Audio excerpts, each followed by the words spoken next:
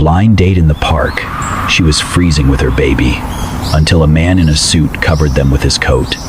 The city wore its winter coat, thin layers of snow dusting rooftops and sidewalks, holiday lights blinking softly in storefronts and windows. It was beautiful in the way December always was, all glitter and glow. But to Donna Summers, it felt more like a cold reminder that the warmth of the season was something you had to afford, and she barely could. At 28, Donna was far from where she thought she would be. Her blonde hair, loosely tied at the nape of her neck, was damp from the snowflakes melting into her scarf. Her hands were stuffed deep into her coat pockets, but her fingers still ached from the cold. She walked slowly, matching the small steps of the 3-year-old girl beside her. "Come on, sweetheart," she whispered, tightening her hold on the tiny hand inside a mitten. Susan, dressed in a faded pink dress under her coat, walked without complaint, though her nose was red and her cheeks flushed from the chill. They were heading through the park, a shortcut home. Donna had debated skipping the route entirely. It was too cold, too open, but part of her wanted to walk past the Christmas tree in the park's center. Maybe just for Susan. Maybe just for herself. 3 months of unemployment had taken their toll. Rent was barely paid 2 days ago after she sold the last of her old textbooks. She was already scanning her closet in her mind, wondering which boots she could part with next. Susan had been good, never asking for more than a hug or a story. But last night, as they lay curled up on their worn couch under the one thick blanket they owned, Susan had whispered something that made Donna's heart twist. "Mommy, will Santa bring us a daddy too?" Donna did not answer then. She had just closed her eyes, pretending sleep came easy. This morning, in a moment of impulse or desperation, Donna had created a profile on a dating app. Not to find love, not really, but maybe to feel seen again. To remember that she was not just a mother struggling to stay afloat. She was a woman, a person, still capable of being wanted. A man had messaged her within the hour. His photo was professional, his tone polite, kind even. He suggested they meet for a light walk at the park near her apartment. Donna hesitated, then said yes. And now, she stood there, waiting. She checked the time. 10 minutes passed. She bounced lightly on her feet to keep warm, adjusting Susan's scarf. "Is he coming, Mommy?" Susan asked, her small voice brittle. "I'm sure he's just running late," Donna replied, though she no longer believed it. Susan coughed, soft and dry. Donna's chest clenched. She looked around one last time. No one matched the man's photo. No one even slowed near the tree where they stood. Her cheeks burned, not from the wind, but from the shame rising in her throat. Of course he would not come. "Let's go, baby," she murmured, lifting Susan into her arms despite the weight. "Let's go home." That was when she saw him. Not the man from the app. Someone else. He was tall, dressed in a black suit, his coat unbuttoned, his shoes better suited for a boardroom than a snowy park. His brow furrowed as he approached slowly, gaze flicking between Donna's flushed face and the child in her arms. He did not ask questions, did not offer his name. He simply shrugged off his coat, long, dark wool, and stepped closer. "You both look like you need this more than I do," he said, his voice calm, steady. And gently, he wrapped the coat around them. Donna froze, stunned by the simple gesture. The coat was warm, and it smelled faintly of cedar and something expensive. Her eyes met his, and for the first time that day, she felt something she had not felt in weeks. Not just warmth, but seen. She opened her mouth to speak, but the words would not come. He gave a faint smile. "Take care," he said, and turned as if to walk away. Ethan Carter had not planned to walk through the park that evening. In fact, he had planned to be elsewhere entirely, on a blind date set up by a friend who had, as it turned out, used one of Ethan's old photos to create a fake profile just for fun. When Ethan found out, he canceled immediately, more annoyed than angry. He had no patience for games, especially not ones that toyed with trust. Still dressed in the suit he wore for work, he took a detour through the park on his way home, craving the cold air more than company.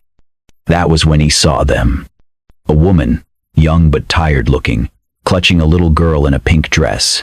They stood under the park's Christmas tree, wrapped together in silence, wearing a coat that was far too big for either of them. His coat. Ethan had already given it to them without thinking. An instinctive gesture born from a memory he had long buried. His mother holding him close one snowy night when their heat had been shut off, whispering that everything would be all right, even when it wasn't.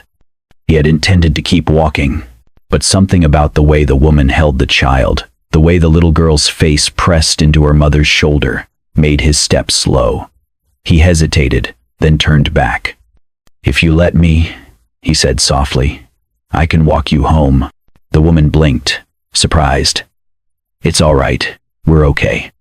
"I know," he replied, "but still." She paused, her arms tightening around her daughter. Then she nodded. They began to walk. She introduced herself as Donna. The child, still curled in her arms, was Susan. She spoke with a calm steadiness, no trace of desperation, no plea for sympathy, just honesty. "I was supposed to meet someone," she said, adjusting Susan's hat gently. "He never showed."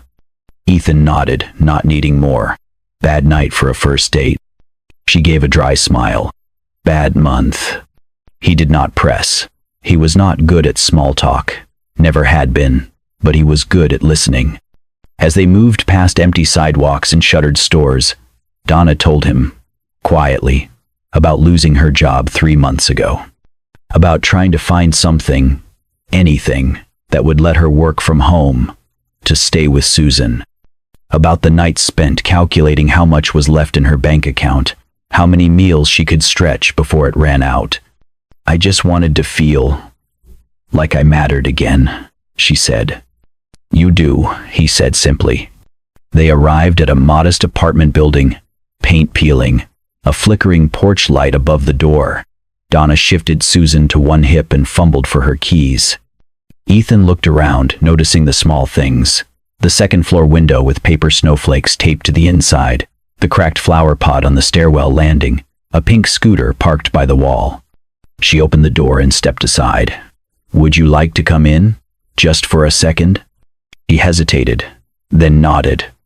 The apartment was small but clean. The heat kicked on with a groan. The air smelled faintly of cinnamon and soap. Susan stirred in Donna's arms and then wiggled free, running toward a corner of the room where drawings were taped haphazardly to the wall. Crayon houses, stick figures with smiling faces. Ethan's eyes paused on one drawing in particular, 2 women holding hands with a third taller figure sketched beside them. The face was blank, but the outline was clear. A man. Donna noticed his gaze. "She draws him a lot," she said. "The one she hopes will come." Ethan did not speak. He just looked at the drawing again.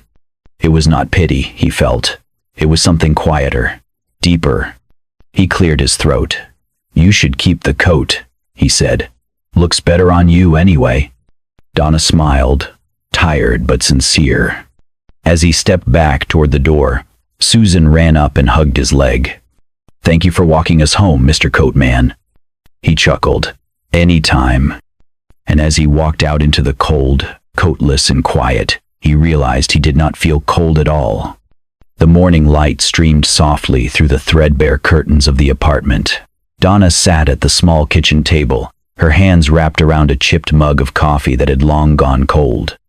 On the table in front of her was a note, a simple square of paper, neatly folded. She opened it again, even though she had already read it 5 times. "I'd like to see you both again, if that's okay." It was signed, with just a name, Ethan. Donna exhaled slowly, her eyes scanning the words like they might shift their meaning if she looked long enough. Her fingers tightened slightly around the edge of the note. Her first instinct had been to smile. Then, Doubt crept in like cold through a cracked window. She remembered the way interviewers had looked at her recently, not unkind, just distant, distracted, as if they were already calculating the inconvenience of a single mother on the payroll. The questions always polite, always legal, but always ending with the same line: "We've decided to move forward with another candidate." She had been good at what she did before. Organized, sharp, dependable. She had graduated with honors, held a solid job in logistics for nearly 5 years. Then Susan had come into her life, wrapped in a pink blanket, with eyes too wise for someone so new to the world. The father had left before Donna even reached her 3rd trimester. Her own mother passed from cancer just after Susan's 1st birthday. Since then, it had just been the two of them. Donna folded the note again. Last night had not been about dating. She had not worn lipstick. She had not even expected the man to be charming or funny, or anything close to Prince Charming. She had just wanted to feel like she was seen, like someone might look at her and think, "She's more than tired eyes in yesterday's coat, more than a mom doing her best to hold it all together." It had been Susan's voice the night before that had broken something open inside her. "Mommy, will Santa bring us a daddy too?" The words weren't hopeful. They were soft, curious, spoken like a child who had learned to ask for less. So, Donna had said yes to a date she didn't expect to enjoy, had gone to that park, heart guarded, ready for disappointment. And instead, a man had shown up who had not even been the one she was meant to meet, and still, he had noticed her. Not just her and Susan. He had given them his coat, his time, his silence, which somehow said more than most people's words. Donna stood and walked to the tiny living room, where Susan was sprawled on the floor in her pajamas, coloring a picture of 3 people under a Christmas tree. She looked up and grinned. "That's you, and me, and Mr. Coatman." Donna felt her chest tighten. She sat beside her daughter and gently brushed a strand of hair from her face. Susan kept coloring, humming to herself. Donna looked at the crayon family on the page. It didn't feel far-fetched. It didn't feel foolish. She picked up her phone. Her fingers hovered for a moment. Then she typed, "We'd like that," and hit send. The knock came just after sunset. Donna opened the door to find Ethan standing there, holding a paper bag in one hand and a rolled-up comic book in the other. "I brought reinforcements," he said with a half-smile. "Hot milk and superheroes." Susan peeked from behind her mother's leg, eyes lighting up at the sight of him. "Mr. Ethan!" She tugged at Donna's sleeve. "Can he come in, Mommy?" Donna hesitated for a heartbeat, then stepped aside. Of course. The apartment smelled faintly of tomato soup and old wood. The heat was patchy, one corner too warm, the other drafty. But Ethan didn't comment. He slipped off his shoes, handed the bag to Donna, and knelt to Susan's level. "This one's about a bear who wants to be a ballerina," he said, handing her the comic book. Susan's eyes widened. "She wears pink?" "The pinkest." That earned him a giggle and an open-armed invitation to sit on the floor with her. Within minutes, she was curled up in his lap, tiny legs dangling, tracing the pictures with her finger as he read aloud in a warm, steady voice. Donna watched from the kitchen, quietly pouring the milk into mugs. Her eyes lingered on them. Susan nestled into Ethan's chest like she belonged there, like she had known him forever. And Ethan, he didn't seem like a man out of place. At dinner, they shared simple food, grilled cheese sandwiches, and leftover soup. They talked about books. Ethan confessed he used to read late into the night as a kid, sometimes under the covers with a flashlight. Donna laughed and admitted she once hid a library book in her backpack for a week just so she could reread the ending. "My mom used to make this potato soup every December," he said suddenly. "The whole apartment would smell like rosemary and garlic. I never liked it much until after she was gone." Silence stretched gently between them, not awkward, just full. Susan leaned against Ethan's arm, rubbing her eyes. "You smell like Christmas," she mumbled, barely awake. Ethan chuckled softly. "That's a first." Donna watched as he adjusted his arm to support her without waking her. There was no fuss, no effort to impress, just care. Gentle, instinctive care. It had been years, literal years, since someone else had carried the weight of anything for her, even for a moment. Later, after Susan had been tucked into bed, Ethan found a wrench and crouched beside the stubborn kitchen faucet. It had been leaking for weeks. "You don't have to do that," Donna said. "I want to." He didn't make a show of it, didn't complain when the heater sputtered or when his sleeve got soaked. He just fixed things, quietly, steadily. Donna stood in the doorway, arms folded. Something shifted in her. She had learned not to trust too quickly, not to hope too much. But watching Ethan in her tiny kitchen, sleeves rolled up, hair falling across his forehead, she let herself wonder. Maybe this was how something real began. Not with fireworks or promises, but with comic books and repaired faucets. Still, a voice inside her whispered, "Be careful." Because love, if that was even what this was starting to feel like, was heavy, especially when it came with a child.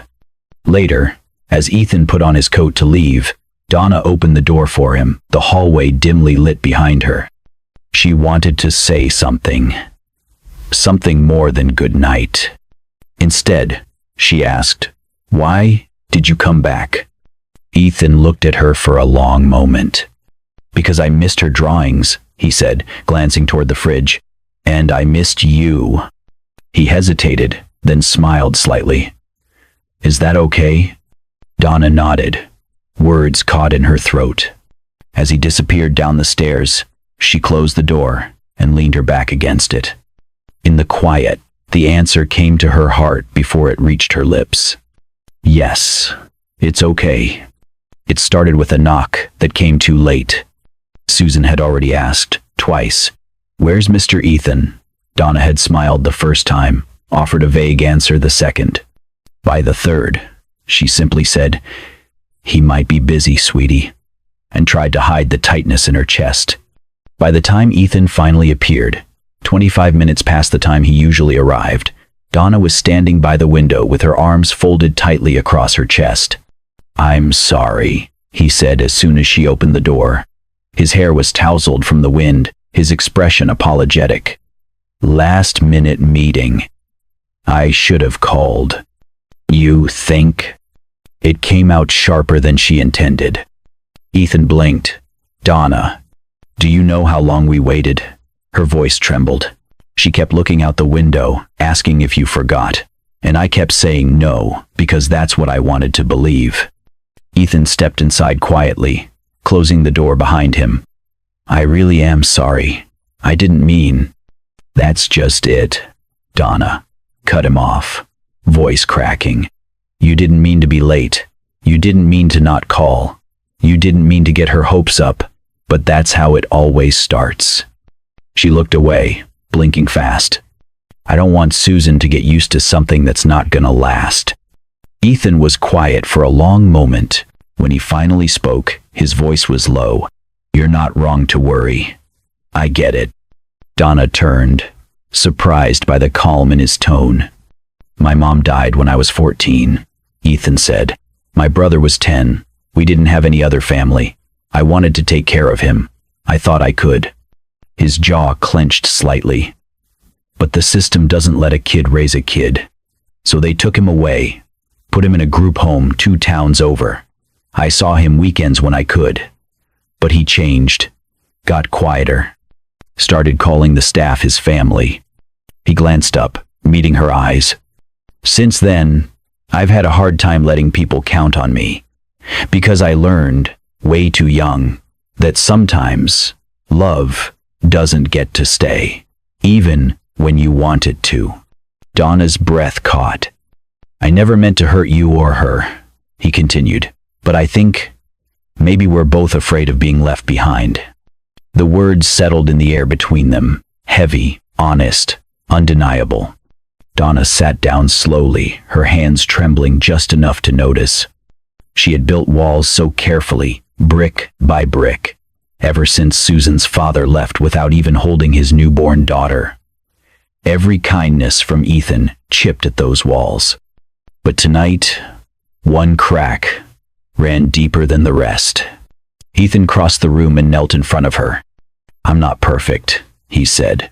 "I still mess things up. But I'm here because I want to be. Not out of obligation.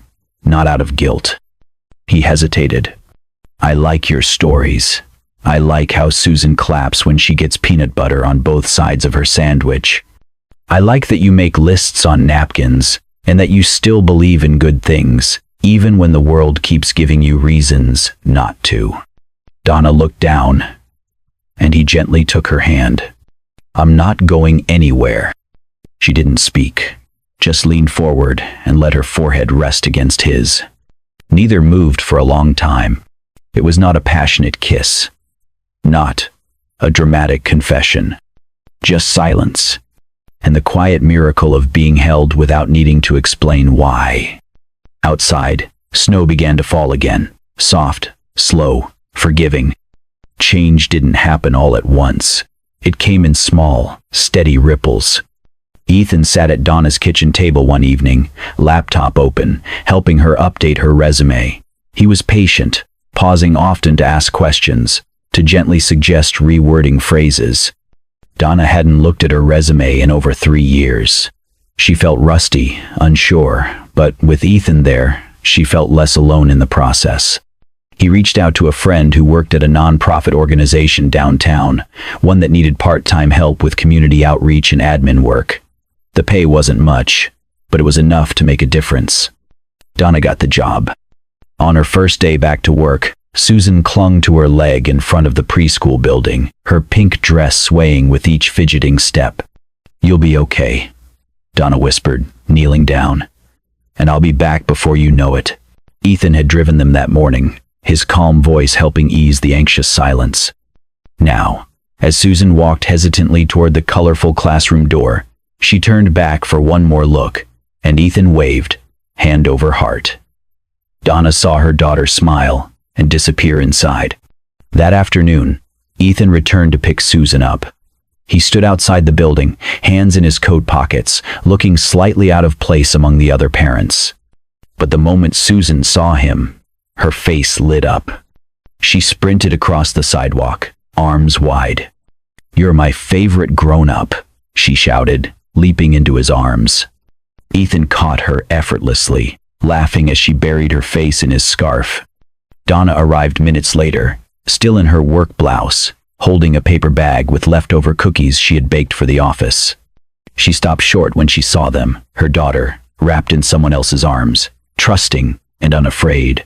Her eyes welled with quiet tears. That night, they decorated the Christmas tree together in the small living room. Donna had found a string of fairy lights in the thrift store bin and a few ornaments on clearance. Ethan brought over hot cocoa and a worn box of decorations from his childhood. Susan was in charge of the star. They turned off the overhead lights, and the room glowed soft and golden, filled with laughter and the rustling of pine needles. Donna looked at the tree, then at Susan, finally old enough to remember this Christmas, and her heart swelled. For the first time in years, she had been able to buy her daughter a new toy, a small plush reindeer with a red scarf. It was already in Susan's arms, tightly hugged as the girl danced around the tree. Later, when Susan had gone to bed, Ethan lingered by the tree, a quiet thoughtfulness in his expression. Donna joined him, placing the last ornament, a glass snowflake, near the top.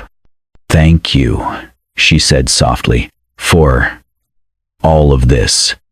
He looked at her, his voice low. "You don't owe me anything, Donna." She shook her head. "That's not what I meant."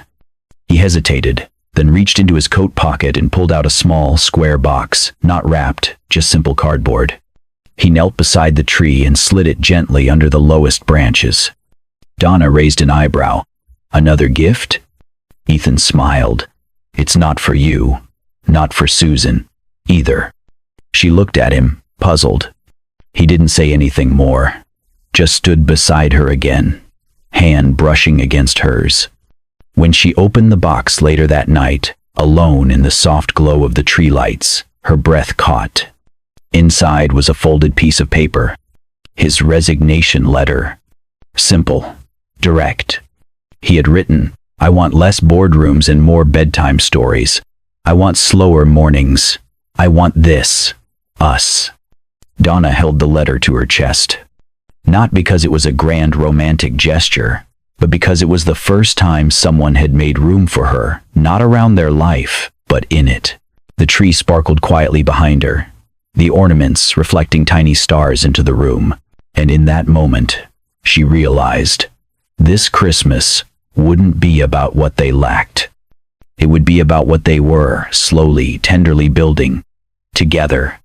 Snowflakes drifted gently through the air as laughter spilled out into the courtyard of the old apartment building. Strings of golden lights crisscrossed above, strung between windows and stair rails. The scent of roasted turkey and cinnamon cider mingled with the crisp December air. Ethan stood near the grill he had borrowed from a neighbor, wearing a Christmas apron over his sweater, flipping sausages and smiling as the tenants gathered, wrapped in scarves and layers. He had organized everything, a potluck-turned community dinner, a small celebration for those who had nowhere else to be that night. Donna stepped out from the building, holding Susan's hand. She wore a white knit dress and a soft wool coat, her golden hair loose around her shoulders. Her cheeks were flushed from the cold, and her eyes sparkled as they caught Ethan's across the yard. Susan twirled beside her, pink dress fluttering like a flower in the snow, her arms full of little boxes wrapped in red paper. She handed them out one by one, cookies, handmade cards, tiny trinkets she and Donna had made together the week before. The neighbors smiled and bent down to thank her, ruffling her curls or offering candy canes in return.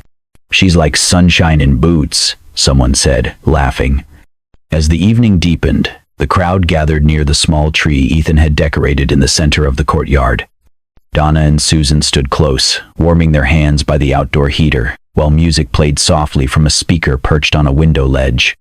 Ethan wiped his hands on a towel, then walked over slowly, something small in his palm.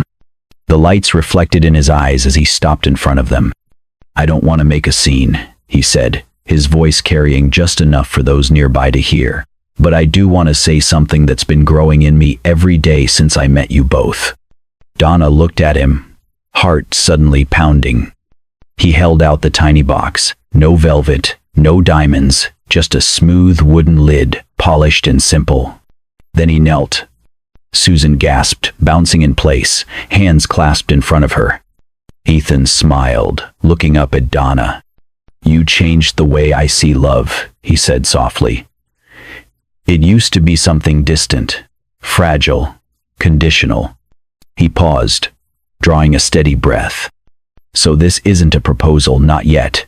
It's a promise that I'll stay, that I'll be here, for the everyday things, for all the little moments, for your bad days and Susan's story times and our messy dinners.